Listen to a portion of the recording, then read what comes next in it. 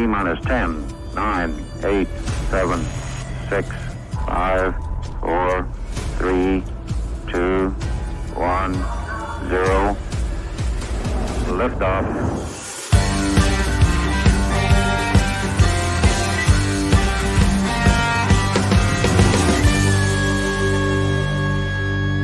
Shake it back! Does that feel good? Yeah. It's hard every time. Dang, Bo. I mean, I'm like, let's go, baby, let's go. Fired up on a Tuesday. Fire me up. That's what Doug Cook would say. Welcome, ladies and gentlemen, to episode 2 of the Shake and Bake Show with Stevie Fast, Lyle Barnett, and later on we're going to have a special guest appearance by Double C, Courtney Cabernet, Twisted Sister Enders coming in here. Looks like we're starting to get some folks coming on. I think our every other week schedule is going to work out. We're gonna talk about some scheduling for the next episode a little later. But I did miss you guys. I found myself last Tuesday like wanting to get on here and bullshit about racing. Lyle, what you been up to, buddy? Oh man, I'm at the greatest beadlock manufacturing facility on planet Earth. MacFab Beadlocks. Got a little bit of our product in the backdrop right here. Boom, bow, boom, Whoop, bow. whoop. Yeah. Stevie's going to try out a brand new fresh set of our beadlocks. I just shipped to Timothy Meisner last week. We have That's right. I'm gonna try to rip the whole damn beadlock ring off that thing. Well, please don't do that. If you're at the Snowbirds this week, which we're going to talk about later, we got a brand new set going on. Rob Cox Pro Mod that's going to be running down there this weekend, so you can run by and check them out. But we had 22 sets dropped off yesterday, so got plenty to do.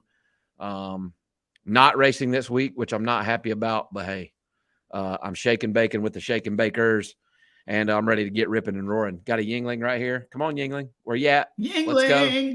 I'm just going to keep drinking. I got Matt doing some nerding on our box wine proposal. So if you guys tuned in last time, we're swapping from guns to missiles. We've been playing nice with Yingling about getting Lyle some money for about 3 or 4 years, and I'm going the other way. I'm fixing to shame them. They're either going to give my man some money or we're getting us a Fresca box wine package. Yeah. So I'm getting ready to start pitching that next week. And our Cabernet Courtney Enders that we're bringing on here shortly approves of that message, baby. Yeah, we had her in the green room a while ago, and she's got the straw down in there. She's already about a half a box in right now. Yeah. So since we saw you guys last, we have tried to refine some of our technical stuff, and I have pretty much ruined most of it. Matt was up all last night fixing it again. Topics for this one, we're not really scripted, but we're going to go over a little later after we get Double C on. We're going to talk about our U.S. Street Nationals predictions and what we think is going on there. We got some KTR trivia. Lyle, what's your first topic up on the list? I got about 50 things I want to talk about. What you got? I don't know if we want to jump into this right now. I had texted you something about along the lines of claiming records that weren't for real. Oh yeah, let's get in there. First of all, before we do that, we need to give a shout out. Who's the guy we got to give a shout out to? Oh, let me just pull it up. Lead us in a little bit. So I've got him right here. Captain Lucky commented on, I assume that's okay. It is on your post on Facebook. Okay. I thought this was good. Just y'all two. Hopefully, like most women, she don't ruin this. Now, grant you, grammar's terrible. So we'll go through this. I thought it was good with just y'all two. Hopefully, like most women, period. Well, we're going to wait and let Double C address that one. Yeah, and I think if Double C's in the green room, when you get in there, you can address. That's Captain the first guy. thing you should do. Hey, I'm Courtney Enders and Captain Lucky. Fuck you. But Captain Lucky is a pretty good dude. What he's meaning is me and you are so chock full of awesomeness that he feels like we don't need to add in. But we got a plan. It's a crazy plan. Thank you, graphics. We appreciate it. What kind of graphics do you do? Graphics by TMK. Do you do T-shirts and hats, and are you willing to make them and ship them right now? Like tomorrow. Hey, if after Fletcher, hey, I got a funny story about Fletcher. We're about to get on to records and testing. True story. This happened to me this weekend. I went and flew to Texas to hang out with a customer. Now I just had an address. I had no idea. So like I get to Texas and we get in a car and I go out there and I'm sitting at these gates and I look up and he's like, told me we're just going to come out and hang out in the woods and shoot some stuff. I get there and I see the name on on the gates. And I was like, I recognize that name. And it's not Fletcher's name, but Fletcher has a really, really badass ranch in Texas, like over the top badass. And me and Fletcher are pretty good friends, but I'd never been there. I go in there and I am sitting in his lodge in his chair. And I was like, this is Fletcher's house. And I didn't even know it.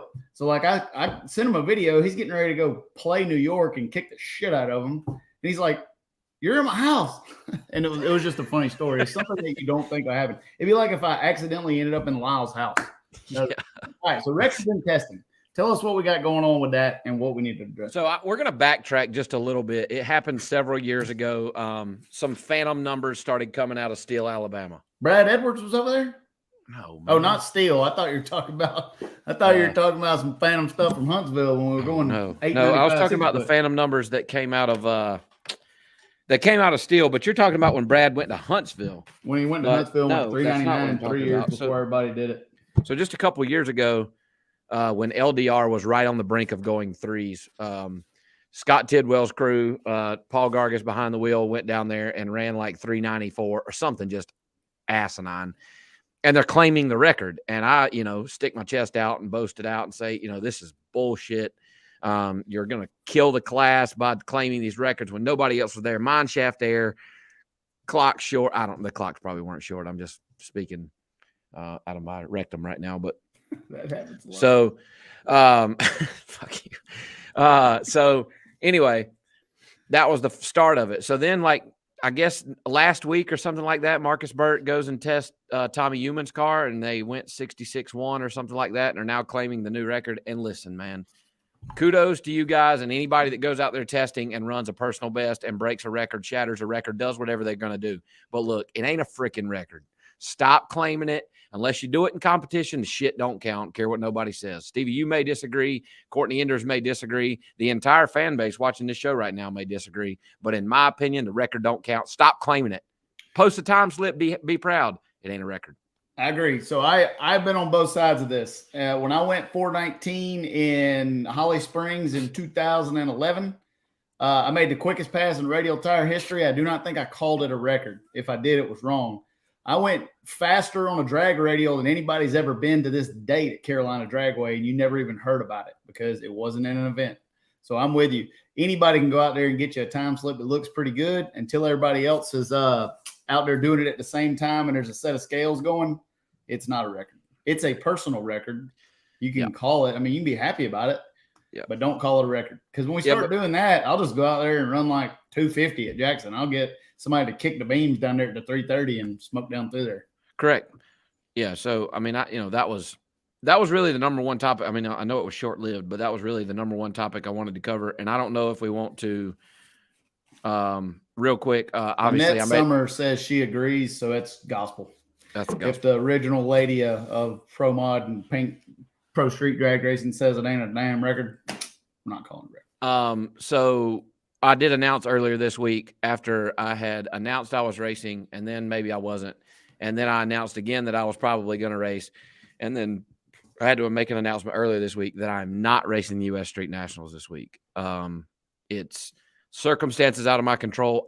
There were a lot of people that maybe thought I was sick. I'm not sick. Like, actually, my bags are packed, suits ready to rip. I'm ready to drive a race car. It was the car circumstance that did not allow me to run this weekend. And that's it. So I'm not even going. We're too busy here at the shop. If I'm not racing, my time is better spent here. And that's a tough deal too, because like me and Lyle we race cars a lot, but we're both race fans. Mm-hmm. And like, as bad as I want to go, and I still may come for a day, I may fly down there, but as bad as I want to come spectate, I have so much workload and it affects me so bad to be there and not be driving. Yeah. Like, it eats me up not to be in a car when I'm at the track. So this is going to be a great event. We'll talk about a lot of that when we get Box Wine Courtney on here. But I'm really excited about that. All right, here's a couple topics I got. Man, I got a laundry list.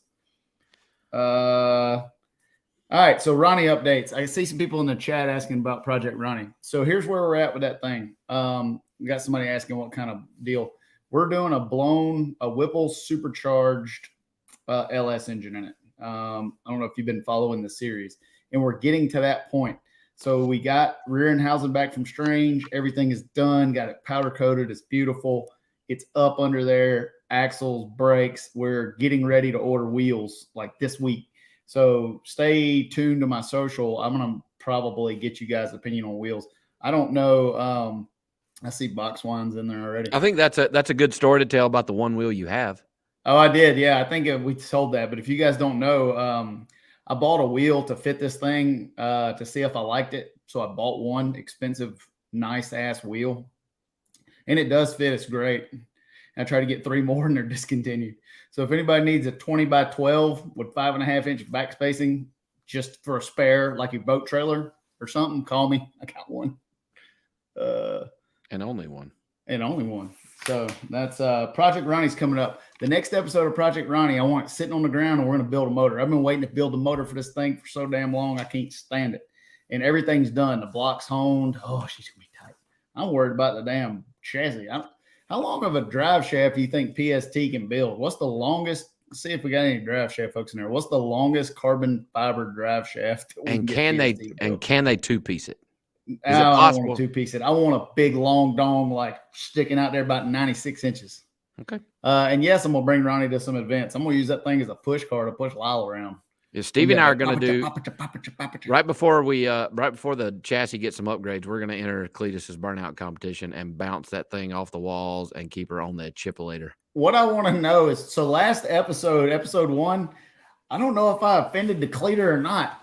We were dogging out turbos and helicopter pilots. Next thing you know, Cleater FaceTime me and hey, he hadn't talked to me since then. So I don't know if he's like wink wink mad at me or he's like. So we might have to do some grudge burning out with the old Cleater. That'd be worth going to Bradenton. Every time we go to Freedom Factory, I have much fun.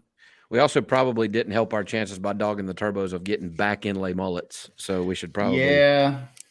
Me and Lyle, if you guys didn't see us at the 2.4 hour of the mullets, we totaled out 2 Crown Vics and didn't finish the race. So a lot of fun though. Yeah, it was a lot of fun, but I don't even know if we made it barely to halfway before he KO'd 2 cars. Like I blew up one. We did make it to halfway because you got out and it literally looked like you had ran from Evans, Georgia to the Freedom Factory. Dude, it was so brutal. Oh, like God. It is unbelievable driving one of those things that long. Hey, Lyle, there's number 2. I got Matt nerding on a beer counter, but it's not done yet. You see, if Yingling don't cough up cheese, we're gonna have a wine counter. Hey, there's Clay Milliken in the chat. How long is your drive shaft, Clay? It's a 4-door, so it's got to be long. But that thing's a Dodge or something in it. It might not have enough power to break the drive shaft. That Clay's, if you haven't, if you're unfamiliar with Clay Milliken's Dentley, the truck, you need to go to his YouTube channel. Yep. And watch that deal. For those of you that are watching, man, it's pretty cool. The story behind it, and all of that is pretty neat. Hey, we got Hank the Tank Jackson up there. Hank, are they gonna let you drive this weekend? Hey, Hank's delivering that set of wheels for me. If they want to win, they'll put Hank in. Oh man, with turbos, we're gonna run. I'm gonna run Dentley. We're gonna do that. Heads up, Clay Milliken, Jackson, South Carolina, House and Hook. I'm calling you out if I can ever make smoke. Right now, I got no oil pressure and no heartbeat. Not a thing. All right, so I got. Let's take on one more topic that I want to get, and I'm gonna bring Double C in. Right. This is one that I've been going round and round and round about talking about, but I promised you guys we were gonna talk about shit that nobody else want to talk about. So we're gonna talk about some shit that I've never in the past would ever talk about, like stuff like this. You just kind of let it die. I've gotten enough mail and correspondence about the Bahrain 1 deal that I need to address it, and this would be good a time as any. Professionally, it's just better not to talk about this stuff. You guys are my family, and I want you to know where we're at, what we got, and where we're going. So we're going to bust into it. The Bahrain 1 racing deal, for me, my part in it has ceased to exist. We got to an impasse. Let's call it crossing a financial bridge where we weren't able to both get across it. And coupled with my neck injury taking me out of the car, it's just not a deal that's going to go the rest of this year. I am very grateful for Sheikh Abdullah, Khalid Al-Balushi, Justin Bond, Khalil Tourani, and all of the folks with Bahrain 1. They really have been a family to me, and we have won a lot. I think we won 14 races, Rookie of the Year. set the world record, won 2 world championships just with me. So it's been a great partnership, and I love those guys, and I want to see them win. And I'm glad Bahrain 1 Racing is continuing, and I'm a fan, and I want to see them. Do good. But for me and my racing career right now, we're going a different direction. I am getting into team management. I have partnered with Sydney Frigo and Artavinco, and I am more stoked about crew chiefing this car this year in NHRA Pro Mod than I probably have been about driving one in a long time. So you guys, this is going to be a double-edged sword. You're not going to see me in the car for a little bit while my hole in my face heals up, but you're going to get to see the unplugged part of me. Sydney is an awesome dude and encourages it. And for the first time in over a decade, I don't have really a sponsor. So I can kind of say whatever the hell I want. If people don't like it, I don't really give a shit. So it's going to be good and bad. With that said, I got to go back to selling. And it's kind of funny. Me and Lyle are both selling right now. So we're out looking for marketing partners. I've got to put the deal together to run in 2024 if I want to do it. And I'm not too good at selling. I'm much better at spending money than I am. So that's where we're at with the Bahrain 1 stuff. Nothing negative to say about that team. I love those guys. I talk to Justin Bond and Khaled Al-Belushi almost every day, and I'm very grateful for what they did for me. It's definitely a very good mutual split. I still want to go to Bahrain and hang out, and I love those folks. Love everybody at DIC. So that's the Bahrain 1 deal, and I think with that, if we don't have anything else before Double C comes in, we need to bring in our special guest. Can we include the move from quarter to eighth in the World Series with her? That's good, right? The what now? The move from quarter mile to eighth mile. Oh, yeah. We're going to talk about that with her because she's got some insight on that, being in the business end of stuff. Matt, are you nerding on the overlay, or do I need to nerd that out? I think I got a cool intro for her. Oh, she done brought her in and took her out. Bring her in. I'll fire the intro up and say, dun, dun, dun. There she is. What an entrance. Thank you so much for that, Stevie. That was beautiful nerding. I never said I was smart. All right. So most of you know Courtney, but do you really know Courtney? So everybody has traditionally called Courtney Enders. What do they call you that you hate the most? I don't hate it, but I hate it. Erica's sister. I have a name. My name's Courtney. Right. And Courtney, this is what I view Courtney as. She is like the twisted sister. Oh, yes. Come on with it. This is what Courtney looks like now. This is after 3 Cabernets. At least my nails are done in that photo. I had nice ruby red nails. There we go. You may see that tonight. So what's going on? Tell us what's going on with you. Are you in where are you at? Where do you live? I am in Fort Worth. I'm here in my little home office now that I work virtually like the rest of the planet. So I'm here in my little makeshift studio in good old fashioned Fort Worth, Texas. Heck yeah.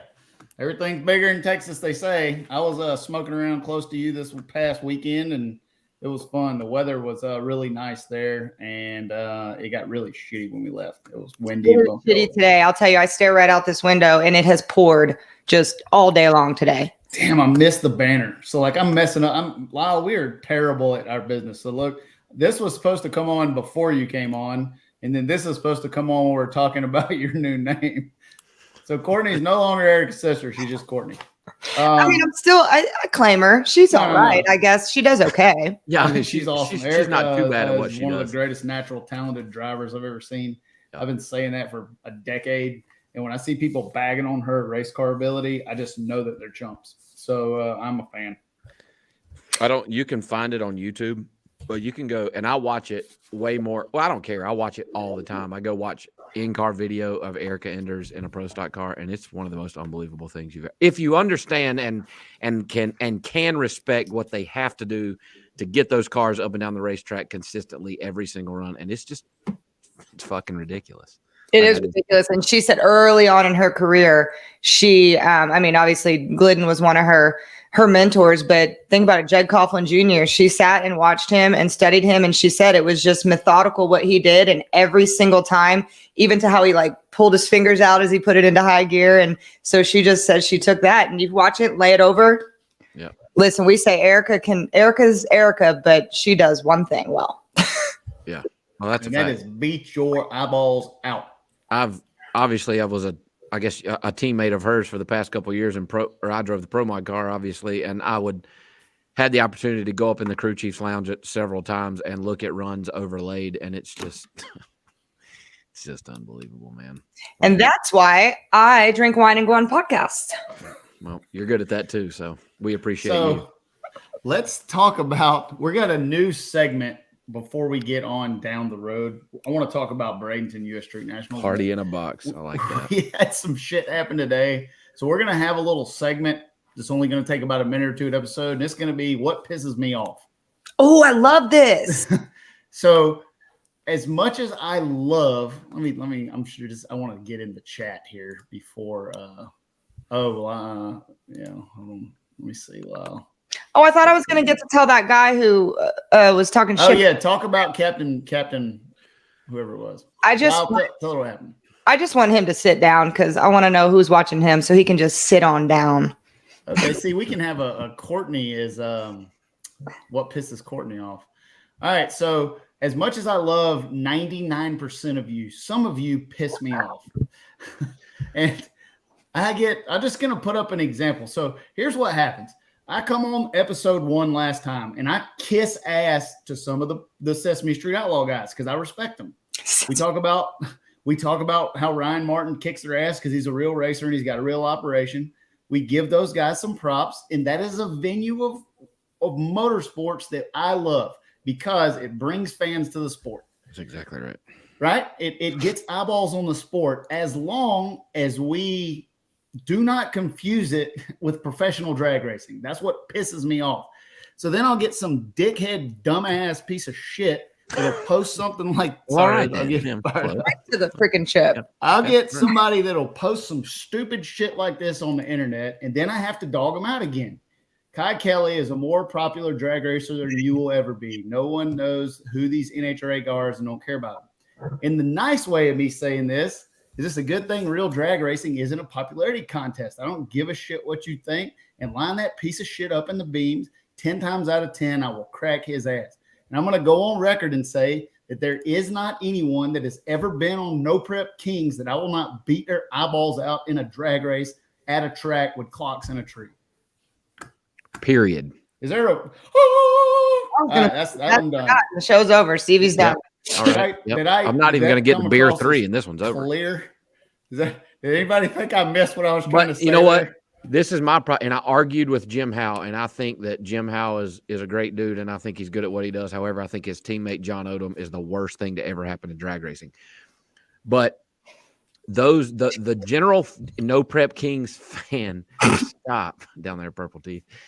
The general No Prep Kings fan thinks that those guys are the fastest thing to ever hit a racetrack, and the No Prep Kings drivers will argue with me and tell me, "Nah, man, we don't think that. I didn't say that you guys thought that, but your fans think that you are the fastest thing to ever travel 660 feet by the clocks on a racetrack, and they're freaking wrong." And it plays right into what Stevie just said. They don't. Now, I think it's good that they're watching the sport. I think it's good that they tune in on Tuesday nights when they're eating mac and cheese or whatever. I think that's great, but when you start comparing, that's not apples to apples, dog. Not even close. Here's the thing. That is the only, if they took what they watched off of Street Outlaws and then tried to follow the sport, the real side of the sport into it and tune into NHRA or Flow Racing to watch PDRA, those kinds of things, then that would be one thing. But they fragment it and they isolate it in a sense of like, this is drag racing. And for some reason, we got to get past that hump of where that's the only mainstream source of drag racing because it's a show. And I love it. I want that. It has a great place. And if you look at the impact it's had on our sport, it's been greater than anything we've had in the last 20 years. It's great. But please don't ram it in my ass that I can't compete on the TV show. I don't race on a TV show. They point TV cameras at me because I'm good at what I do. There's a difference in both of that. Yeah. Erica's not there to entertain you. She is entertaining because she's good at what she does. That's right. And that's the thing. We all can coexist, but every time that happens, I'm going to lash out and call you out. I have an intertwining question for both of you. We're going to talk what you said about records earlier when I was in the green room, and then what you just said about John Odom and Street Outlaws. I was at the World Cup finals this past year, And in that GTR, he set a record for the fastest GTR on the planet. And there was like, I was new to that side of drag racing. Like I don't claim to have been well versed before I worked at Flow, but I'm getting my eyeballs open to all of this and hearing these stories and following the leads in the pit. And I'm thinking, oh, that's a record. I'm going to go talk to him. I don't know any better. And I mean, I got just annihilated by claiming that. And so when you talked about records, I wrote that down before you even mentioned him of like, is that a record that can be claimed, and who gets to claim these records? And we have a record every freaking pass. Well, here's the thing. We could, and honestly, I've thought about when he started claiming that record, I thought about this because Scott Palmer is one of my all-time heroes, and he would do it just because, well, I don't, maybe. But like, let's make a scaled down GTR nose, right? And stick it on the front of Scott Palmer's dragster, rip it down through there at some national event somewhere and claim the GTR record, right? Like, come on, bro. Like, and that's it's another reason that I just don't like that dude. One, with the whole Marty Robertson deal at the beginning of the year when he went to the announcer's booth and said, you know, he cussed Marty because he was claiming to be a street outlaw, you know, and all this stuff. And like, I lost all respect then. And I don't give a shit what that dude does, what he says, how successful he is. I don't know that he'll ever win a No Prep Kings race, but like, I lost any and all respect for that guy right then. And he continues to post these very just proud. It's sour taste. I think Jim Howe's a good dude. I think he's going to win a bunch of races. I think he's championship contender in the coming years, but John Odom can kiss it, dude. I can't stand him. We're not sending a fruitcake to that guy. I'll send a fruitcake. I'm glad we're on a show here where our thoughts are muffled and we're being politically correct and we're not telling the world what we think. So yeah. Well, this is your opportunity. If you got anything, so like, I'm sure, like, I probably just lost another whatever sponsors I got left. I'd probably just shanked another one. You guys are real. There's something to be said for when we all spit up. I'm not a racer. You spit up. I'd like to thank so and so and so and so and so and so, but people want this stuff, and that's why you've got 1,000 people watching, and you'll continue to because you guys give the real, man. Yeah. Well, we may be wrong, but you're gonna know what I think. Like, I don't give a shit. And if anybody out there has any desires to see Stevie and I kind of dip toes into the No Prep Kings water, we do have some opportunity out there. It would help. A little funding would probably help. We're always on here asking for money, but that's what it takes. Anyway. Yeah. Hey, by the way, since we're asking for money, subscribe to my YouTube channel. Please. Click on the bell icon. Click on the like button. I'm sitting here hanging out with 2 unemployed guys. I mean, dang. You have no Literally. We're bagging out the Sesame You're the Street only outlaws. employed At least they have a motherfucker job. on the I show, think right? you had to bring a 5-ish chick on the show to get like any kind of exposure, you know? Speaking of that, Oh, it's time to bring out some shit. All right. I can't yet. I gotta wait. We're getting close though. you got to get one beer in. No, I'm in. This is not the first one. Let's go ahead and start the discussion with the move before we get into the World's or in the U.S. Street Nationals. Let's talk about the move in the World Series from quarter mile to eighth. Okay. And why that was a good move. Why we all think it was a good move. I've seen a bunch of backlash on the internet about how real cars run quarter mile, real cars run 1,320 feet, you know, and like. While I agree that quarter mile drag racing is freaking awesome, I love it. There's nothing like going 250 in one of them hot rods. As far as bringing the car count and having the desire to be a part of what the World Series of Pro Mod is about to be, that was the best move that Wes Buck could have made for the show. Period. There are tons of competitive 8th mile Pro Mod cars, tons. And from a business standpoint, it does not make sense to try to run 40 cars quarter mile. And I mean, it's twofold because I've done it both. I've been to Denver every World Series of Pro Mod from Georgia. If y'all like buying diesel, that's $15,000 there and back before you open the truck door when you get there. So I have done it and I have been out there and I've supported it. Running quarter mile in one of these cars is not for everyone. No. If we had this deal quarter mile and you got 40 guys come and do it, and ladies, you're going to tear up a lot of shit. Because I always say you can get away with murder in the 8th, and I mean it. You can drive that. Oh, there's 3. Dale Earnhardt, baby. You can drive that bitch through the finish line like a hockey goal sideways and get away with it. 200 miles an hour, these cars are pretty tame. 250 is a whole different ballgame. Parts attrition, you can't saw the wheel around, and things happen that aren't even your fault. The tire blows out, and you go flipping into the grandstand. All right, well, let's Topeka this year. I had a throttle body break, right? When I come through the finish line, I wasn't even going that fast. Throttle body hangs wide open. Jose Gonzalez is out of shape, over in my lane sideways with the chutes out, and I didn't know really what had happened. I just knew that when I shut the power off, I was sideways. I gave that thing 1,200 pounds of brake pressure, but it was throttle hung wide open and another $400,000 car in my face, right? And like at that point, it's too damn late, you know. Right, and you're just riding along, waiting for the wreck. Yep. That was wild. We thought y'all collided. That was insane. From the starting line, that was wild. I got super lucky down there, that's for sure. Yeah, and we duct taped the front end of that thing, and I made next round. I think the move to 8th mile, and the way I know I'm right is by how fast the stuff sells out. Oh God! Now there is elite door car racing at NHRA Pro Mod. I believe it's the hardest form of racing that there is to win, and there's a great place for it. But having these outlaw races for $100,000 that people don't race with competitors that don't race quarter mile all the time is not a good idea. So I think Courtney, I want your input on the move, quarter mile, 8th mile, and go. I have an input, but first I'm going to say the bottom line is that this is Wes Buck's race, and Wes Buck can do whatever the hell Wes Buck wants to do because nobody else is doing what he's doing. I'm glad you said that because I see all this. This person didn't get invited. This person didn't get invited. Make your own race. I'm like, look, man, it's Wes's race. At the end of the day, that dude could have invited every 7.0 index racer that is locked in for the points at Eddyville or wherever, right? That's who he could have chosen for the World Series of Pro Mod, and they could have ran 7.0 index. And guess what? It's his race, and that's what he can do. So whoever got chosen, kudos, man. Whether you're his best friend or somebody who's done something cool, like I got in this year because I won the U.S. Nationals, right? Like, whoop, and whoop.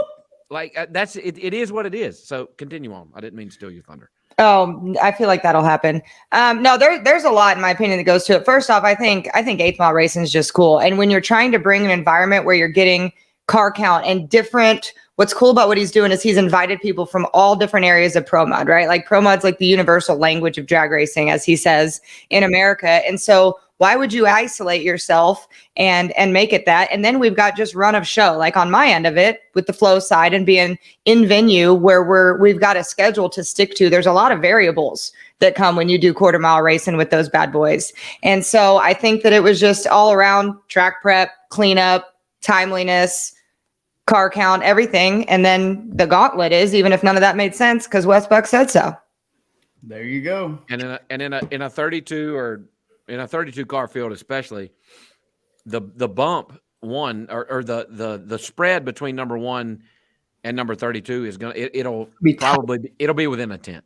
It'll be tight. And that's why chip draw is cool, because it's like quarter mile drag racing, you're not getting that, right? Like it's going to be like the top probably 10 might be within a tenth, but then you're going to start losing them by several hundredths, and you might have a 2/10 incrementally too, which proves the point that we're trying to do is you've got a drag race up until somebody blows their shit up, and then it's not a drag race. And that's like you said, back to the chip draw is, we're not going to run the way we qualified, right? Like number 32 and number 31 could draw each other, right? Number 1 and 2 could draw each other. You just have no idea how it's going to go. I want J.R. Gray or Ricky Smith so bad I can't stand it. Which, by the way, I've got J.R. Gray on Friday night in Friday night fights or whatever they're calling it. And I'm going to crush that dude's forehead in. It is going to be so bad. And anybody in the chat that thinks any difference, I got PayPal. I'm sure you've got one of those apps too that we can exchange some money on. And I'll bet it right now I'm going to beat him to every cone on the racetrack. Promise. Just like last time. Just like that. See, the thing about running on record and not running on hope is that you can just see it. It already happened. Yeah. Yep. Matter of fact, we might need to show it again. And you're going to leave fast no matter what you do. Well, the first cone is when we let go of the button. And I'll bet anybody on here that I beat him by 2 numbers when we let go of the button. First person to say they want that bet, you got 100 right now. That on Friday night, I beat J.R. Gray by 2 numbers letting go of the button. Good Lord. Did you do? You got like a mental pump on, my man. Man, it's going. I think this is a good time to segue into the Farmer Fran segment. because we got to get on the U.S. Street Nationals. But before we can do that, we have to go Farmer Franning. So originally, the Farmer Fran episode segment was just to dog out J.R. Gray. I felt like last time we beat him into submission because he has been all quiet on the Western Front, and I try not to kick somebody when they're down. So instead of just picking on J.R. Gray for every episode of Farmer Fran, we're going to spread the love around, and we're going to start dogging out anybody that I think is pump faking and drag racing. If you're a fluffer, if you think you're good and tell everybody you are and never win, you are a candidate to be on the Farmer Fran segment. Oh, I love it. So this week's special guest of the Farmer Fran segment is none other than our illustrious champion of the Midwest. Shitty car salesman. Keith the Pocket Midget Haney. Oh, Lord. All right. And I'm going to tell you why my main man, the Pocket Midget, or as I like to call him, Keith Farquaad. All right. If y'all seen Shrek, when Farquaad comes riding up on the horse with his leg extensions, that's Keith Haney. So Keith Haney has been wearing social media out about how he's for immediate release. Destroy the World Series of Pro Mod. Let's just put a couple of his posts up on the screen. All right, here's one. Please. This is ruthless. All of us Midwest guys are excited to go pick on the East Coast guys. Come on. It's the World Series of Pro Mod, but I'm calling it the Super Bowl. I want to know when anybody from the Midwest has ever come and brought a Pro Mod to the East Coast and picked on a damn person. Like, here's my thing. Everybody, listen, everybody can come out. You got your own money, you spend it. But when you start bumping your gums, you allow this kind of shit to come back at you. You know how many times I have drove to Texas and left with $100,000 of somebody's money out there? I don't think I ever went out there and got whooped. Here's another one. I couldn't be more excited to race against some of the East Coast heavy hitters. They talk a lot of smack about us Midwest guys, but we'll all see who's who come March. See, look in the car right there. Normal person's head's touching the top of the thing. Keith's sitting on a booster seat, and he's still too short. And what is that zip tied behind his head? Pool noodles? Yeah, it's probably so you can see. And then we got my favorite. This is my favorite. I don't care about the money. I just want to kick everybody's ass. Okay. It's a good thing. Like I posted on your social media, it's a good thing you don't make a living kicking everybody's ass. You'd be broke. I'm glad you're a better car salesman than you are a race car driver. I feel like this would be a good time to play a clip from the last time me and Keith Haney raced. What do you think, Matt? You want to fire something up? If y'all will listen at the end of this, you'll hear what I think about the Midwest Pro Mods that are out there.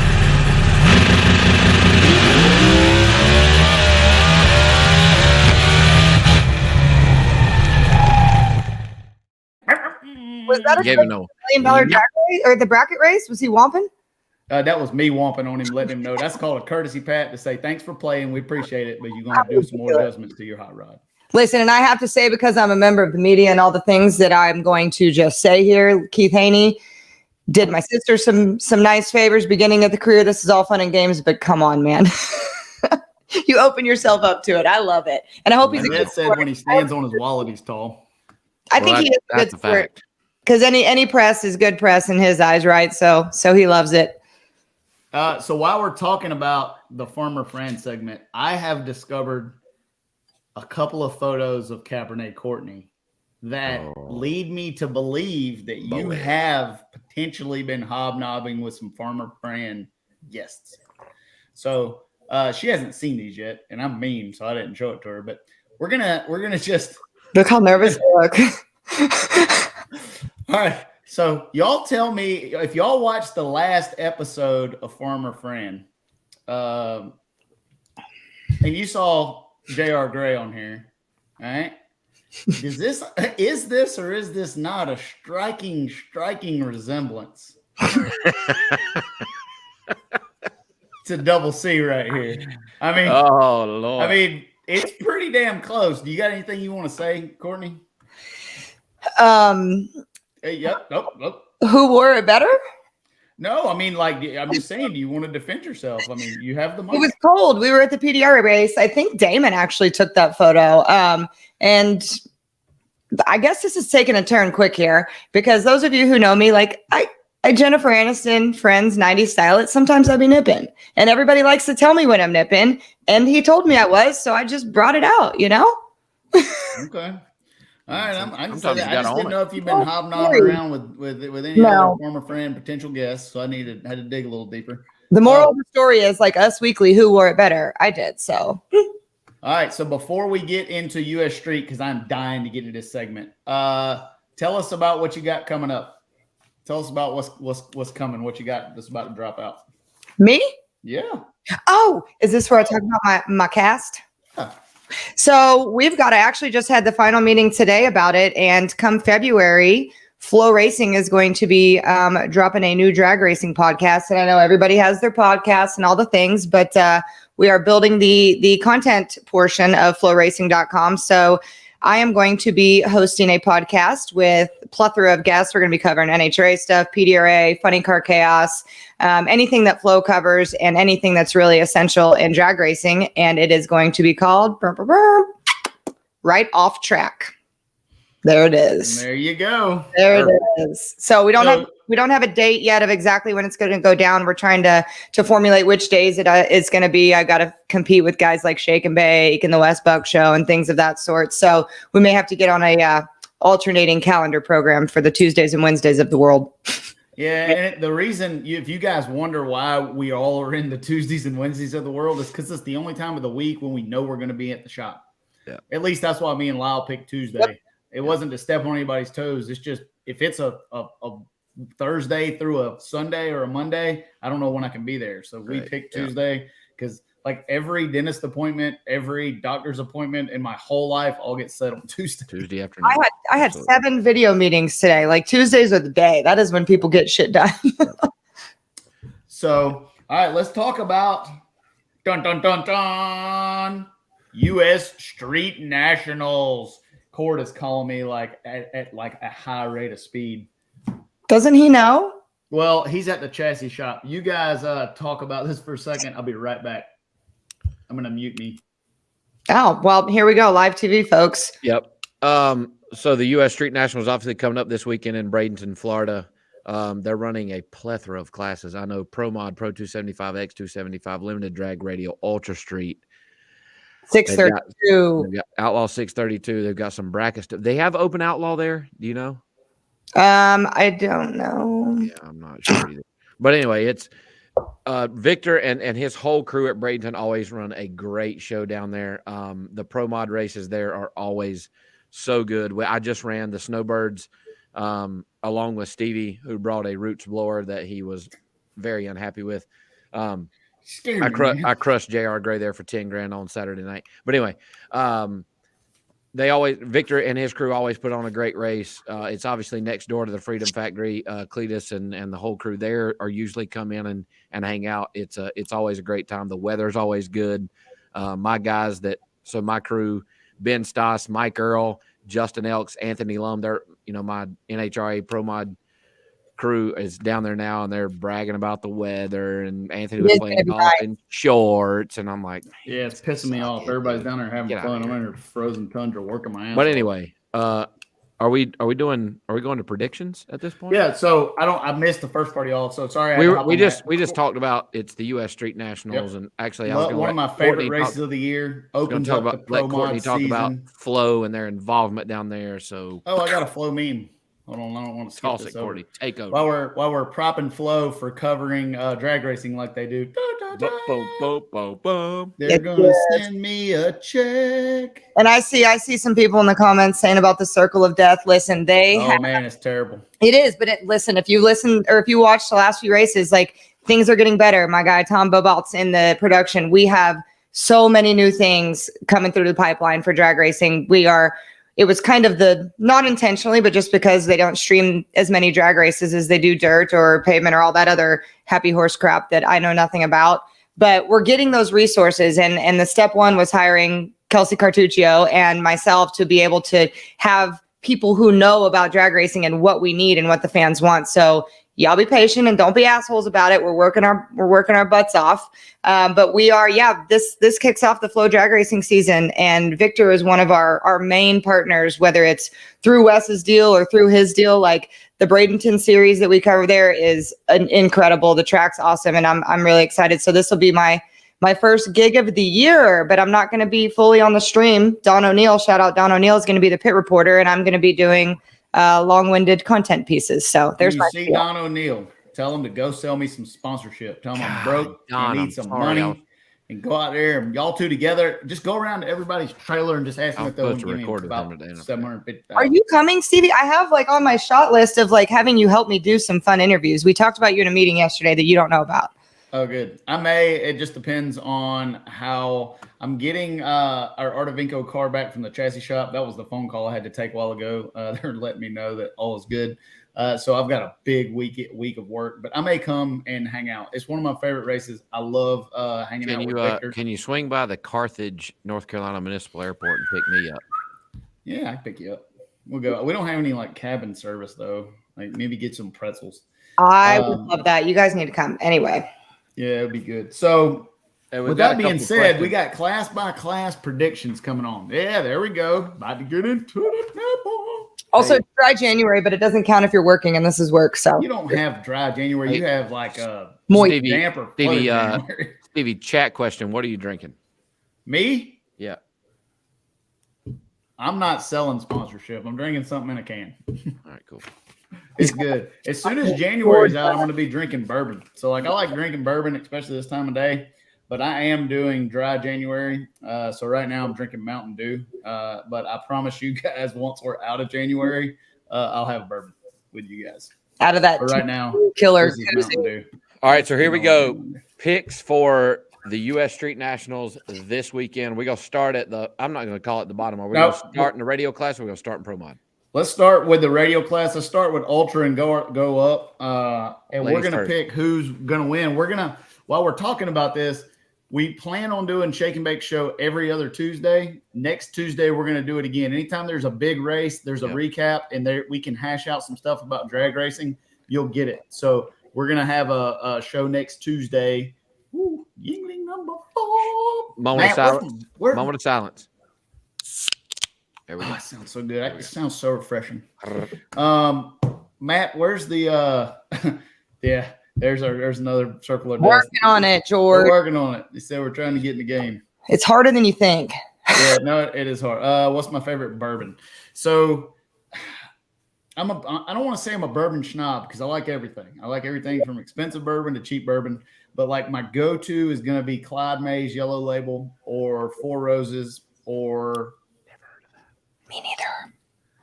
None of them. I have heard. I know you've heard of Four Roses. I don't drink bourbon. I don't like dark liquor. Yeah, no. Yeah, well, I do, but it is not good for the next day. No, it is. It's fine. You got it. Now you can't shotgun it like a teenager. I mean, like it's not. If you drink bourbon like you drink beer, we're talking to Cabernet Courtney here. She only knows one way, and that's down the hatch. Full throttle. Anyway, yep. Here we go. So all right. So next Tuesday we'll have a recap, but let's pick some winners of U.S. Street. Let's start with Ultra Street. What? I missed something? I flipped him off. Oh, yeah. That's good. Like somebody just know every time you do that, that's your next meme right there. Somebody's got a me holding my no stupid people sign up with the Former Friend episode. All right. So who you got for Ultra Street? Me? First. Yeah, one of y'all. I've got mine. Ladies so, first. Disclaimer. I'm doing my best here. I don't even know. I really wish we had an entry list for all the classes for this deal because I know this is a game to me and I want to win the game. But I got to go with my girl, Haley James. Yeah, and while we're talking about that, race promoters, I know it's hard to have a pre-entry list because you don't know who's going to come and who's don't. But if you guys have put something like that out, we'll talk about it. Like just if you've got an interest list, I don't want to pick a winner that's not going. Yeah, right.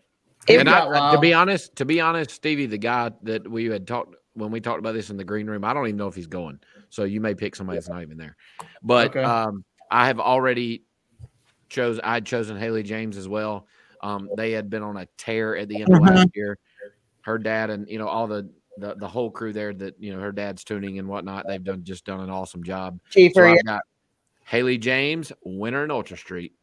All right. I've got Dave Fiskus, and I don't know if he's even going because I do not know a way to know that if he's going, but I got Dave Fiskus in Ultra Street. So we got both of y'all going with the lady, and I'm gonna go with the. As we like to say in the Eric Anders pit, bitches on top. Yeah, I hear you. We'll see. I'm writing this down. Who you guys pick, so I can talk shit when y'all are wrong. X275, Courtney. Yeah, who you got? 275. Going first on this, but I don't know. I don't. Well, hey, look, before you answer, just come around. I'll go first. Okay. Quit making excuses. No, it's not. I don't know who's going. I don't know who's going. I've got my man, the egg roll connoisseur himself, Asian Orange, Mr. Kenny Hubbard, winning X275 this weekend in the beautiful Orange Nova. There you go. Hey, Chase Deese, thank you, brother. We appreciate that. And thanks, I agree. Chase. There's nothing like a cold Yingling. Oh, wait. Before Chase Deese, you asked me earlier, what do I want to bet to every cone against J.R. Gray? You just let me know. Go on. All right, Lyle, who'd you pick for? I picked Kenny Hubbard, X275.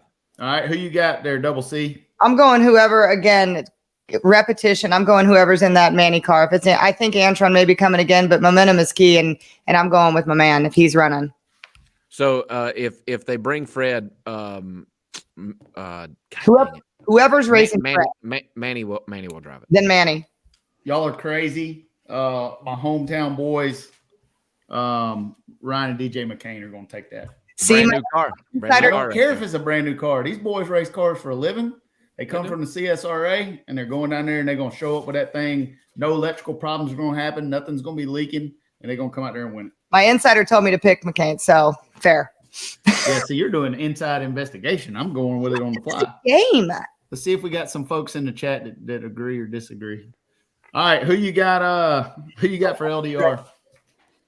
So there's a rumor, and I don't know if it's true, and I would never reveal my sources, but there is a rumor that a big name from another class is coming to run LDR. So I want on paper for me to say rumored driver because I will not mention it. I'm gonna wait because I'm not allowed to, because I build trust. Courtney Enders is a vault. If I find out, I promise y'all I'm gonna tell the world. Well, you can tell the world, but I can't. I got to keep my people happy. So so is somebody stepping down to a slower class to kick everybody's ass? Is that what's happening? So if that happens, I'm going there. If not, I'm gonna have to go again. I don't claim to know. I just went back and saw who won stuff. Gargus. All right. Well, we're gonna double up there because I got Gargus to win LDR. I like Gargus. He's fast. I also like Reagan, but I'm going with my man Tim Kincaid. He's got man blower shit. He's got KTR horsepower, and he's going to outrun him on the big end. Okay. So it's going to be those two will probably race in the finals. It's going to be glorious. Big name guy, whoever that is, coming in is getting shit kicked out of him. And maybe, but I also just wanted to make it clear that, like, rumor mill, I'm on top of it. Gossip Girl, XOXO. All right. James, Justin Martin will not be there in his Nova. Okay. Go ahead. Justin Martin. Pro 275. I got that's a tough one because Mo Hall's badass. I got to go with my man Marcus Burke. Damn it. That was my pick. I had said Marcus Burt, but I'm going to give them I'm going to give them a strike on the claiming the record. So I'm not picking them this week, and that is who I chose. My man Mo Hall. Yeah, it's hard to bet against winner Brandon Schweitzer and Mo Hall and those guys. Like, they have a great team there hauling ass, but I got to go with Marcus Burke because I've ruined a car for a long time. I ruined a car for him for a long time too. Actually, you know what? I'm gonna not because I don't like Mo, but I'm pulling that one back. I'm gonna go Mark Woodruff in the old yellow banana screw door, hung up out top, looking like the pterodactyl. Cucci is over there. He's not gonna be able to win because there's gonna be some vaginitis leaking out. Vaginitis, God damn. Well, he is there. I'm gonna go with my man Mark Woodruff.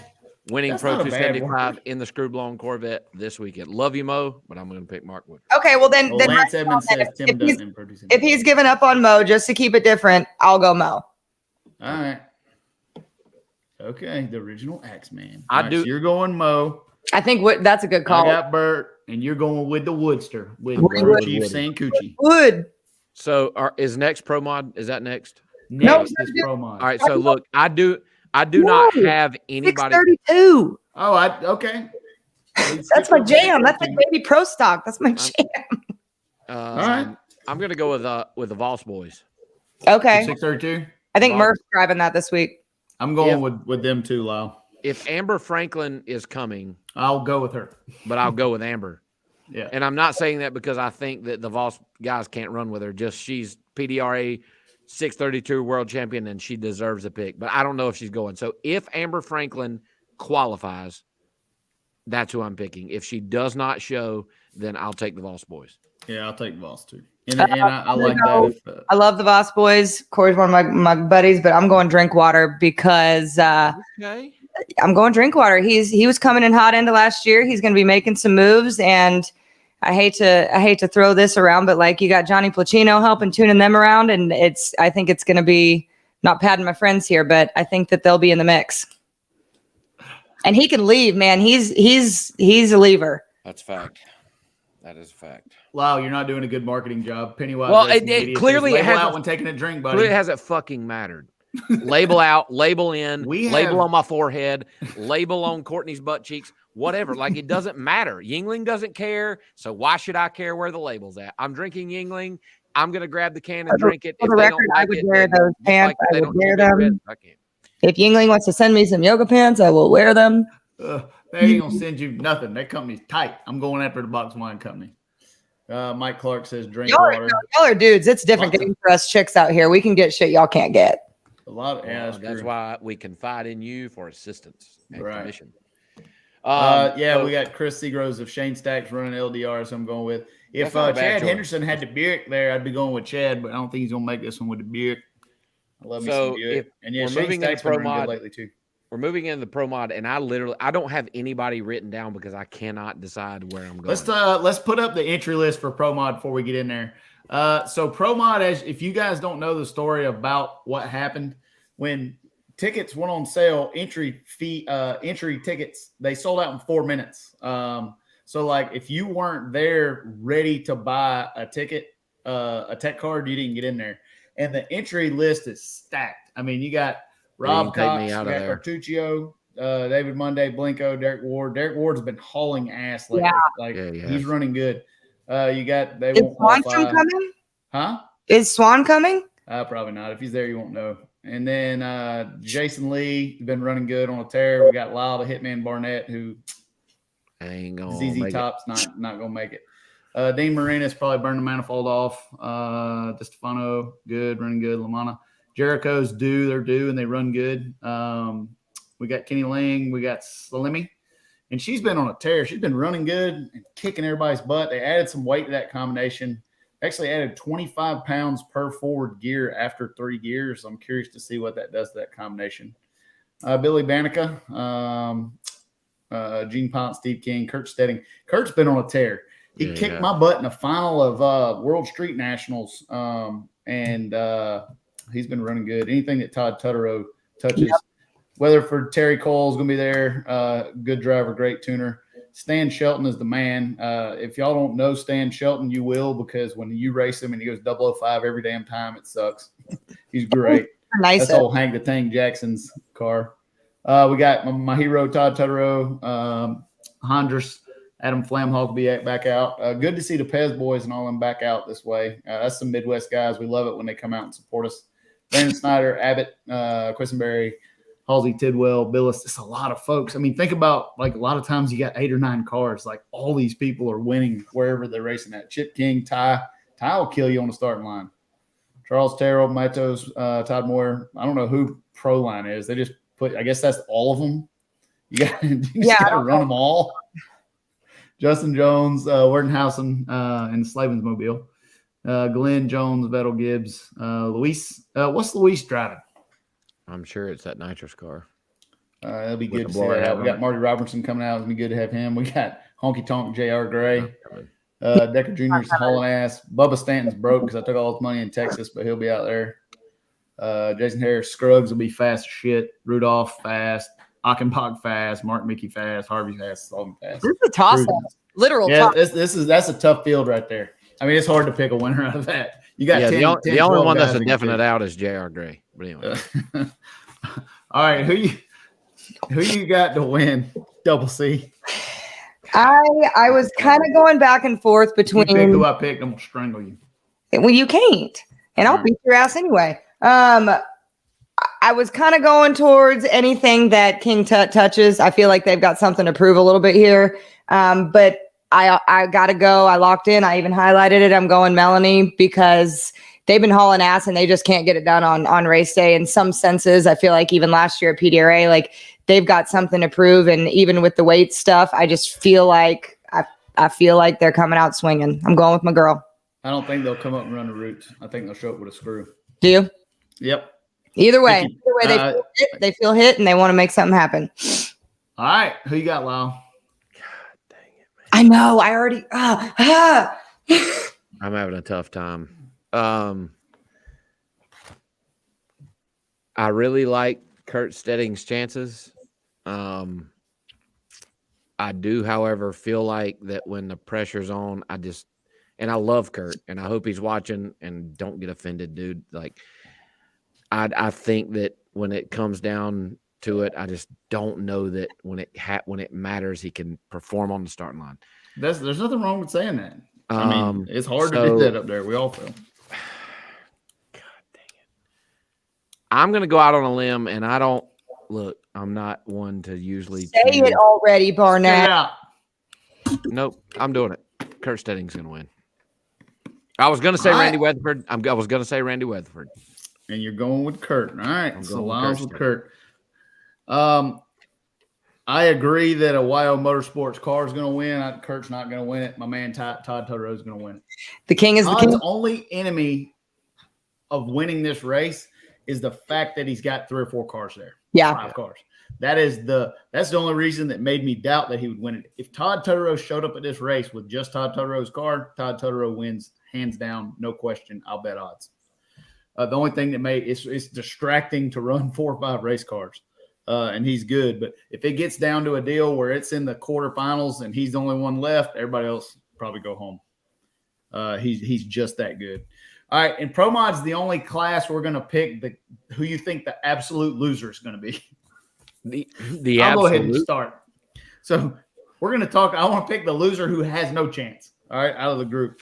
I have a 3-way tie between Keith Haney, J.R. Gray, and Jay Cox, all for no chance of relevance. My boy Ray.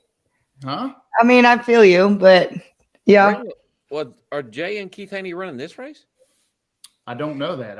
I had assumed that I would talk shit about Just them. wanted to talk shit. Yeah, I don't think that they were on the list, but I wrote this I think down. World Series of Pro Mod is when Jay's coming out. I saw on the West Buck show. Well, there you go. Guaranteed all them 3 will suck. Well, J.R. Gray 100% will not win. All right, so that's your guaranteed definite not. Guaranteed. Okay, ain't Courtney, you got the balls shit. to say who you think ain't going to win, or you want me to leave you alone? Justin. All right, there you go. Not That's no. a good one too. Go on, I forgot about that. I'll move that into my alternate. Listen, he'll probably text me. I'm gonna get some shit, whatever. But y'all can't. It's what we talked about at the beginning of the show. And y'all got all the glitz and the glam, and you come race the big boys. That ain't happening. It happened in Indy when he came, and they let him run first, and all the things. It's just not gonna be. So hey, I did see in the comments that Mark Mickey with his brand new car went 67 today, which is pretty impressive. That's pretty damn fast right there. Yeah. Halsey, right. And I saw somebody else, Halsey, 5 rounds, Halsey to win. That's not a bad choice either because those guys. No, I definitely. Why has nobody said that? The only reason I didn't pick them is because it's blower air in Florida and running a nitrous car 5 times hard. Yeah. They do a great job. Brandon is brilliant running that thing. But it's hard to win with a nitrous car because it's hard to make 5 perfect runs. And they won in September. They won in September. They won in December because they outraced everybody. They outraced everybody. Period. They weren't. I mean, they're good. They were one of the fastest cars, but they just beat everybody. Yep. They just race smart. Yep. 100%. Hey, can we have like a sleeper real quick? I feel like I had a sleeper that I wasn't gonna like put on the line for the absolute win, but I got a sleeper, and I feel like that's Ken Cartuccio's a little bit of a sleeper. Oh, man, he's not a sleeper. Shit, he ran good at nobody's picking him. That's what I'm saying. He'll be in the semis. He semis the fuck out of it. Here's the deal with Ken, though, and I love him. I love that family. I think they're great people. Ken, when it really gets down to it, he's the opposite of not performing on the starting line. That dude will turn it red, and I shouldn't say that. Because you shouldn't say that. I know, but like that, and that's why I don't pick him. That's why I didn't pick him, because like Billy Stockland almost kicked my ass in Stevie's pits at an HRA race one time because I even mentioned that one time about Stevie turning it red. He was like, "That's not something you fucking." So that's my fantasy sleeper, Ken Cartuccio. Shout out, Ken. All right, there you go. All right, so it's time to give away some shit. Y'all want to give away some stuff? Yeah. All right, this is probably illegal, and YouTube's probably going to tear my channel down because we're supposed to not do this. But we're going to play some KTR and some Lyle Barnett trivia. The way this is going to work, because this is not scripted or planned, we're going to ask a question. The first person to get the right answer and put it in the chat comments, first person when it comes through is going to win. And we'll give something away every week. And like if we start fighting about it and stuff, we'll not do that. But I think it'll be fun. And we'll come up with some cool shit to give away. If you guys will tell us what you'd like us to give away, it'd help. We'll give away anything reasonable. So Stevie, what are you giving away? Okay. So we're going to give away what I'm calling, because I really don't know, KTR swag pack. Matt, I don't know what we got. We'll give us away. I don't even know what all we got. We'll give us away a big KTR gun mat. We'll do a keychain, some bottle koozies, can koozies, t-shirt, a hat, and a hoodie. And maybe some stickers, like the whole thing. Do the guests of the show get this swag pack? No, that's why it's called a swag pack. Okay. So Well, we're going to give that away, probably a couple $100 worth all of shit. get. Yeah, We you don't all get that. get. You work for free. You already got I sent you a bottle of wine. That's all you get. Sorry. No, you didn't. Hey, Michael Merritt says, good to see you, Lyle. What's up, Mike? That's awesome. That's great. A date with Courtney. We ain't giving that away. Who wants that? A date I with don't know. I Courtney? decide. Listen, trust me, you don't want to date Tons me. of standards. You don't want Yeah, to. there's some things in life that like sound good until you get them. Like if you want to wrestle an alligator, it sounds great until you get a hold of the alligator. That'd be what it'd be like going on a date with Courtney.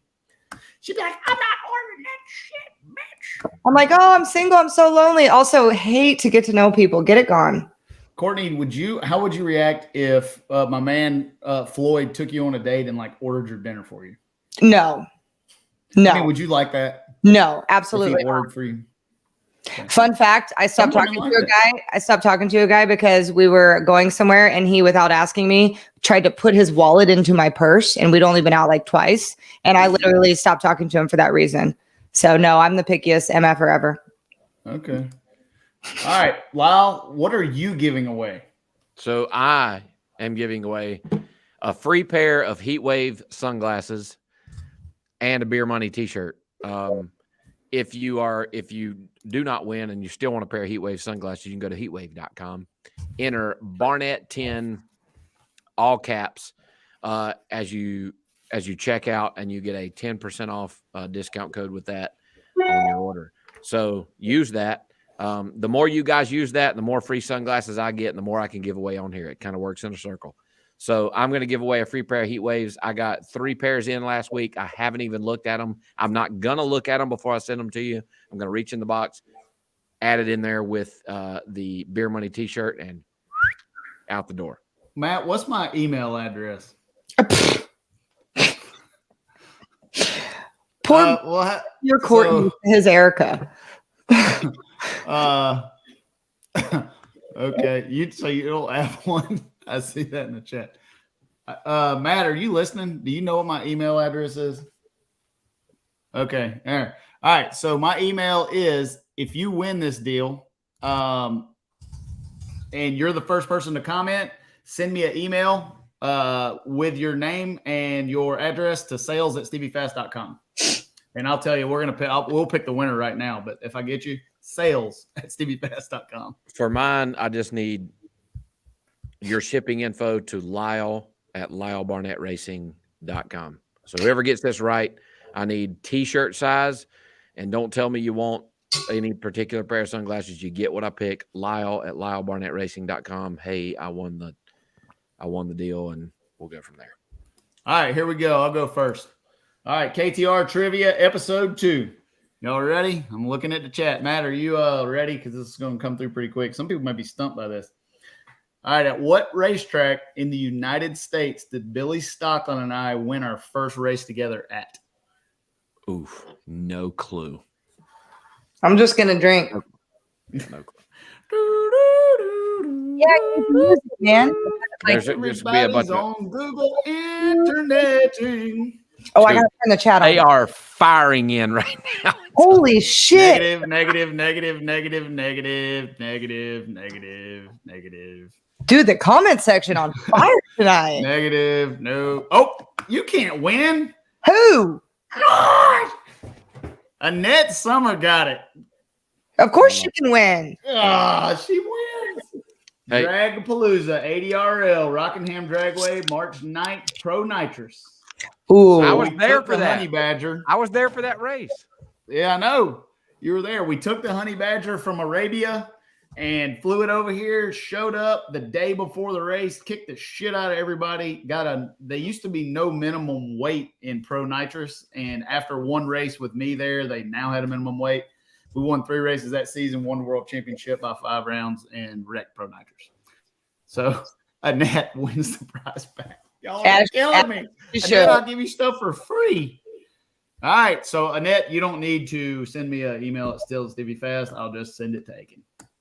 All right. What you got, Lyle? All right. So mine is still internal combustion related, but it is totally removed from drag racing because that's just what I wanted to do. I'm out.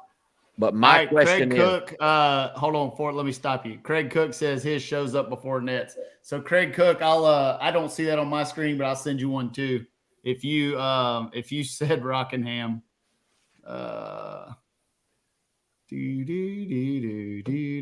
never seen comments move so fast. Yeah, I don't even see that on my screen. Darlington SGMP. I see. Matt, can you verify that Craig Cooks showed up before Annette's on your screen? Yeah, all I see is Annette's. No, I see him. He's on there. He's good. Yep. I see it. All right, so we're going to send you one too. Email me at sales@steviefast.com and we'll get you smoking prize back. So my question is, what are the first names of the 2 originators of the Briggs & Stratton engine? That's why you asked that. What are their first names? Whoop, this stuff. I do not know this. I mean, I didn't either. I had to Google it, but still. Right now, folks are Googling internet like the first champions. names. I want both, not just one. I want both first names of Briggs & Stratton. What are their All right, here we go. Lyle's barometer's going up. All right, People are is just that right, Lyle? names. Starsky and Hutch. Nothing yet. Oh my God. All right. Yep. Alan Crier or whatever his name is. Stephen and Harold. That's right. All right. There you go. That's impressive. There you go. Yep. I had no idea. I would have said Briggs and Stratton. Yep. Stephen and Harold. Stephen Briggs. Harold Stratton. The first. All right. How can they get in touch with you about collecting their prize? Lyle at Lyle Barnett Racing. Alan Creer. God, it's just so hard to confirm that I don't get like 50 emails. Hey, it was me. Hey man, I was right. Harold and fucking Steven. Rock on. I'll help y'all navigate those waters on Valley. Yeah. So Alan, hey, look, Lyle, Matt's nerding again. Lyle at LyleBarnettRacing.com. Alan, I need t-shirt size, and you're getting a free pair of Heat Waves. So in our private chat, I told Courtney, come up with a question, free MacFab Beadlocks t-shirt to whoever answers her question right. She did not have time. This is totally I literally told her this in the chat. So Courtney, fire the question. Correct answer gets a MacFab t-shirt. No one's going to get this because no one gives a shit. And Stevie, don't ask a question nobody can answer. They must. Ask like. I mean, it's about the first person to discover the atom. Like. No. This is about me and racing, and you inspired me by pulling the trophy up off your desk. So I have 2 big car Wallies. Does anybody know either of them where I Courtney Enders won a Wally in a big car? And I say big car because I only ran junior dragsters and a couple of big cars. So Courtney Enders has 2 Wallies. Give me the location of one of them. You don't even know. You probably didn't even know I raced. I'm asking if they're right. Can you see already. the YouTube chat, Courtney? Can you see the YouTube chat? Yeah, nobody's right yet. I already know the answer. How I can't tell you. We need the What location. about Jeffrey Barker? What about Jeffrey Barker? Nope. Wait, what did he private chat me? What did he say? I can't keep the fuck up. I have it right here, so I'll prove it. Holy shit. No. I'm going to. Nope, but it is Division 4. So Division 4 track. Come on. So none of these folks have it yet? There's Nope. like 50 people that have done respond. None of them? Big car Wally. Boom. There, I see Jeffrey now. Damn it, Jeffrey. I told you he got it. See, mine must be delayed here. Belrose. Right here. All right, there we go. Well, I knew Barker Max had got it. Get that. He did get it. That's cheating. How did you find out? And there's no way he knew that. Oh, wait. Somebody say it before? No, I'm sorry. Y'all go ahead. Somebody said they treed mine. It was, no problem. No problem. Belrose. I won class in Super Stock G, 4-speed. There's probably only 4 people up for it, but I won it. All right, Matt, we'll let you verify the Lyle answer as well as the Courtney answer. And you can reply on Courtney's to LyleBarnettRacing.com or just I'm doing no legwork there. That's all Lyle. We'll get more organized on the giveaway stuff because this could be like the way we get our answers in may not be at the same. Yeah, I didn't see it. So if he did, we'll Alan, get Matt to look back and you're still going to get the swag back. So it is because if it was like a fan or something, I may have. No, he's one of Leo's crew guys, and they get free heat waves anyway. So no, I meant Jeffrey. If it was one, I had some America stuff, but like Jeffrey, just come back and get it. Send Jeffrey something for Liv or that's true. Or Junior. All right, what else we got? We're already over. Last time we were an hour and 15. That ain't bad. You got to do an hour. Bad. We're an hour and 60 minutes. Huh? Thought there was a Q&A. Wasn't there a Q&A? Well, that was kind of yeah, we do got a Q&A. All right, folks, we'll take 5 or 6 minutes. You got some questions, fire them off in the chat room, and let's see if we can get y'all answered. Now I'm switching back to the chat. There we go. You're going to be at Funny Car Chaos in Eddyville. I am not. I'm only going to one Funny Car Chaos. I believe we're going to kind of have some contractors help us with content at that deal till we get that production level up. Oh, we did have a question earlier, Stevie, and somebody said, any thoughts on us doing World Cup finals? Yes. Oh my God. Yes. There's a good possibility that may happen. I've wanted to do that race for a long, long time. I should be healed up by then. They're talking about clearing me. So I had a CAT scan last week. Bones growing together good in my neck. If everything keeps going, I got another one in 2 months. And then they're going to talk about when they'll look at it. So they said if I don't do anything stupid, I might be back in the car by June or July. Let's just put a GTR nose on the Corvette and go. Yeah. Break the GTR record. That'd be so cool. Please, man. Probably break the Theo and Ronnie. That was the first time I'd ever been to that race. It was awesome. Y'all need to go. Can Lyle run a KTR till all things are ironed out? We're working on something. With that said, I don't know. We're going to have to put that on a no-fly list right now. We're going to talk about that next time. Are me and Schuler still racing together? No, we sold the Shadow. We were mutual partners in the Shadow. And when we sold that, we're not racing together anymore. Phil's still like my best friend, and he's here in our shop a few days a week, and we hang out. And but we're actually not actively racing together. If we get another 8-mile car down the road, we probably got a good question from Clay Milliken right here because I was looking for one for Courtney anyway. Courtney, who is your favorite pro mod driver? Oh, that's gonna be tough. You ain't got to pick me and Lyle because we're here, or you can because we were like. I mean. I will say Lyle is one of my best friends. Sorry.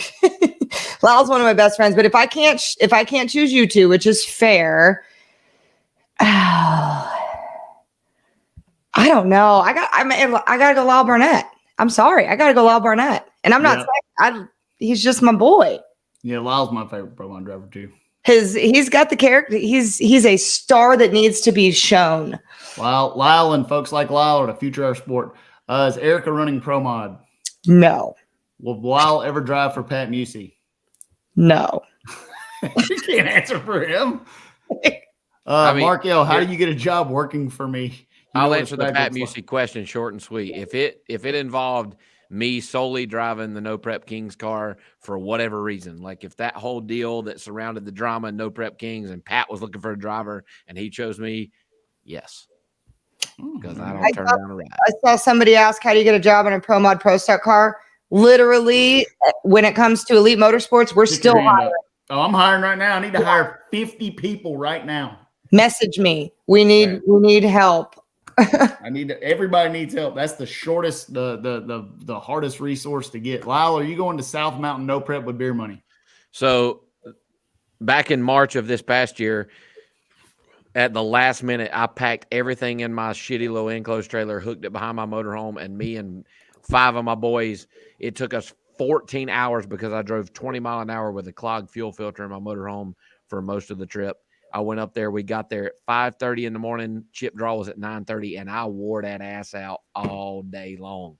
So if the South Mountain No Prep is on a weekend that I'm free, I'm coming back up there, and I am spanking ass again for that $10,000. So yes, if I'm available. I've been waiting for this question for so long. Why is Jeffrey Barker called Barker Max? All right, Jeffrey, you can bribe me right now. If you don't bribe me right now, I'm going to tell him why you're called Barker Max. And then we got a question from Mike Merritt we got to get to. Well, we've got a little bit. So, Courtney, you can answer this. Isn't Richard Freeman driving some this year? So the Mountain Motor program is very undecided at the moment, but as we're looking, we bought JR Cars stuff that comes with 2 cars, and we're hoping to get Erica and Richard driving at the World Series of Pro Mod and Mountain Motor. Awesome. He's not going to be full-time anything, but he'll make an appearance. I also saw one I want to address.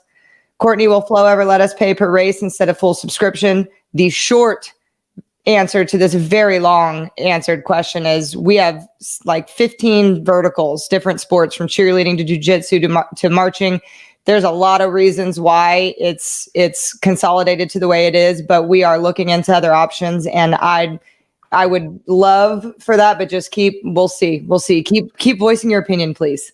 So D'Angelo, you asked Stevie, let's go 484 racing. Nitrous needs you back. All right, listen, I want to go 484 racing so bad. I cannot stand it. So if listen, D'Angelo, listen to me, just hone in to me real quick. For the meantime, because Stevie can't drive, so I'm taking advantage of this because he's a bad motherfucker in the driver's seat. For the meantime, if you will let him tune and let me drive, for the love of God, please. Oh, shit. I kind of want to pray for a second, but for the love of God, if you would just let the 2 of us come over there, that's all I'm saying. Call me. I'm not going to say my number out loud, but God, please, man, make it happen. We'll come. I promise. I'll play a nitrous car like Beethoven plays the piano. All right. Why is it called Barker Max? True story. Me and Jeffrey Barker, we're going to go pro mod racing. I get Jeffrey, I drag him out of his Pontiac GTO or whatever the hell it was, and get him out of the Top Sportsman, and we're going pro mod racing. So we get Bonnie Rotten, get to Bonneville, and we get it out there. This thing goes out there, and it just looks like shit. I mean, like if it's got turbos on it, and I never tuned a turbo car, and we went out there, and like the first couple runs is pretty fast. Then we changed up and put some piece of shit tires on there, and then we went out there, and it's driving all over the track. And I told him, I said, man, something's wrong with this car. It's just not doing the right thing. So we get up under there, and I look on the rear end housing, and we got just a little bit of different 4-link side to side. So Jeffrey Barker, I call him Barker Max, like quarter max, because he had about a 40-inch 4-link bar on one side of the car and about a 75-inch long 4-link bar on the other side of the car. The Bonneville had 1-inch holes everywhere, so it was treacherous. So what does my dumb ass do? I fixed the 4-link, and then we go out there and run it, and never went down the track again. Threw the rear end housing out, D&Q'd. He ripped all the battery cable out of the trunk, wrapped it around the car, spun it around in the middle of the racetrack at a national event. He's coming back toward the starting line at a national event. The safety safari is waving at him to stop. He don't have any brakes because the battery cable, when it got wrapped around the rear end housing and ripped out from the ignition in the front of the car, ripped the brake lines off the car. So they're screaming at him to stop, and he's like, what do you want me to do, jump out? So that's Barker Max. That's why we call him Barker Max. And then we got Mike Merritt asking if I'll ever get on a go-kart track with again. Absolutely not. Mike Merritt's awesome on a go-kart track. There's one I'd like to address again here. Somebody wants to know if I'm going to get an OnlyFans. I knew that was coming. There's a hard no on that because balls to the man that asked that one. I don't give a shit how many $800,000 said one made in 6 months. There is a cheapness level I will never, ever stoop to. I feel like we're getting up on my. I feel like we're getting up on my. This is me off. This is Courtney off. That literally gave me the shivers in my back. Ruins women in drag racing. You want to go out here and have a talent and win? Then you go get an OnlyFans? Get it fucking out of here. We're not telling the fans why I almost crashed in Norwalk in 2017. We're not doing that because NHRA hates me bad enough. This is great. We should have had an hour for Q&A. Yeah, we're gonna next time we'll shorten up the rest of the bullshit and do more Q&A. Well, next week there's no reason we shouldn't, because you're going to be there, Courtney. There's no reason we shouldn't repeat. Yeah, we'll see. We may bring you back on to do the repeat, because since you picked next week's show will be a little shorter. I just want to talk about US Street, what was good, what sucked, what didn't like. No, we're not letting you live in ever, Jeffrey. At least not right now. Right after I've told it's like a mandatory cooling off period. Like you can't go buy an automatic weapon for a certain amount of time. After I told the Barker Mac story, you had 30-day cool off period. We had the opportunity to say no. Hey, my girl Lori's watching. What up, Lori? Hey, Lori, thank you for everything you do for our sport. What you guys don't know, a lot of you fans, is that the majority of us travel across the country like a carnival, like a circus, and we use only a couple of people throughout the whole industry to book our travel and lodging, and Lori Frazier does mine, and most of everyone's that I know. Unbelievable. And you can call her many times at 3:00 in the morning. I get to the hotel in some state, and I've been up for 40 hours and my room is gone, and I call Lori and she answers it and fixes it. And that's a service you just can't get anywhere else. Yep. She is truly like the MVP of behind the scenes of how the circus goes around. She moves the entire NHRA. Stevie, Brad Furman asked, who is more dangerous, Lyle and Pete or Stevie and Phil? Oh, so man. I think there are times we have our places and we know where our place is. Stevie and Phil on a big tire, on Stevie and Phil on anything unlimited horsepower. Like if you just have an unlimited amount of horsepower and it is time to get that thing from point A to point B, I'm not betting against them ever. You put them on a 28-10-5 on a small tire, no prep track, and me and Pete are there, I don't think me and Pete can be beat. That's just where I'm at. Stevie, I'm not going to argue with you. Super Poof said I dampened the show tonight, so I guess women do ruin shit. What? I thought it was great. I love it. I really wish that y'all would have called me when you were planning this, and then we could have been like, every good sports show needs a chick. Next time, come out in a bikini. Okay, what did I just say? You said no OnlyFans. You can use the tatas to promote the Shake and Bake show for Steve Fast, Lyle Barnett. I've never shown my tatas, and every one of you MFers know I got them. So that just proves the point that you don't need to show them. We're best friends. Not one time. Nothing. None of that. Ever. Not even close. And well, most people think you're awesome. Steven willing to tune a 5-second quarter-mile import. I'll tune anything if I got time. Right now, I'm wrapped up.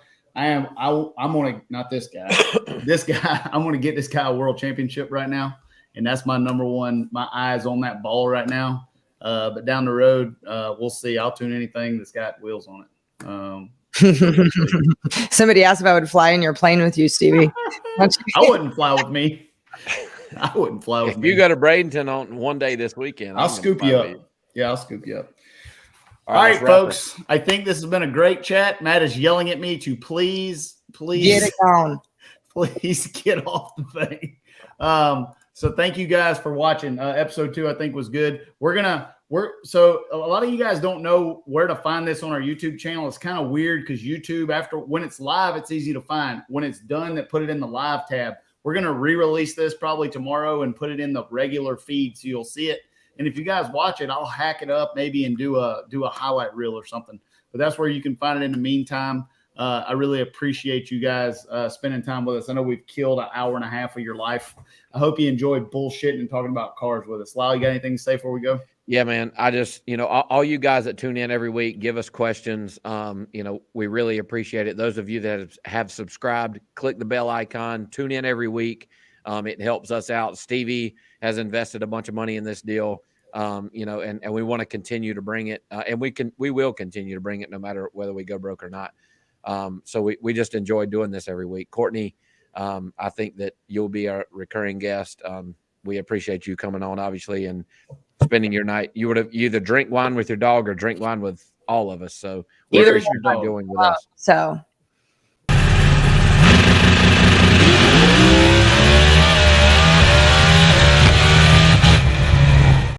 I just want to show that $1 million drag race. Do Woo, you that was have big. do you have me crushing JR in the quarter mile? I do, because this is America. Oh, dang, I forgot one thing. One thing real quick. I need a minute before you guys go. If you guys didn't see Lyle's deal, sometimes it's a mountain. I want to show you just a short clip from this.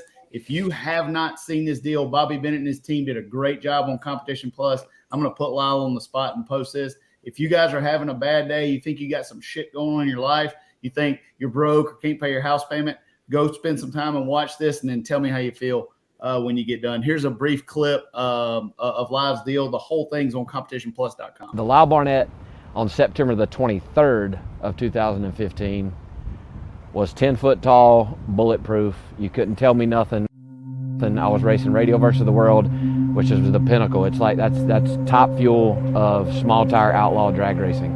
And now it is time for Lyle Barnett. He's coming up here on the right-hand side of the racetrack.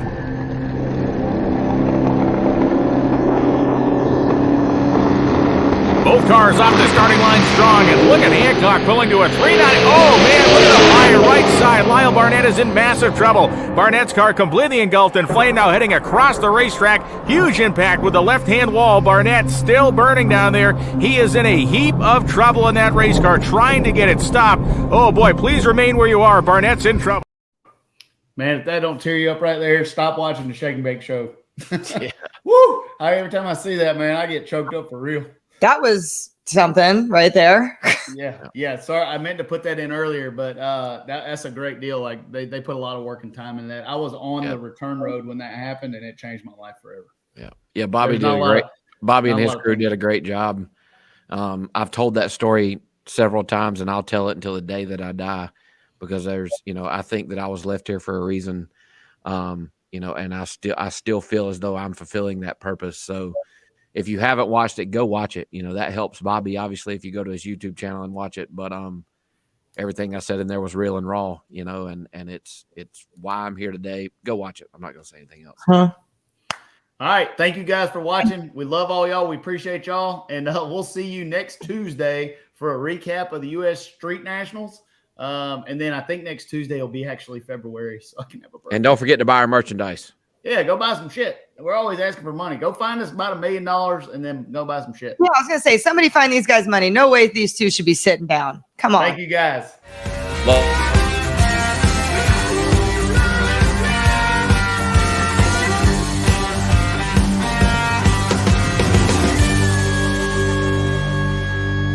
Shake it back! Does that feel good? Yeah.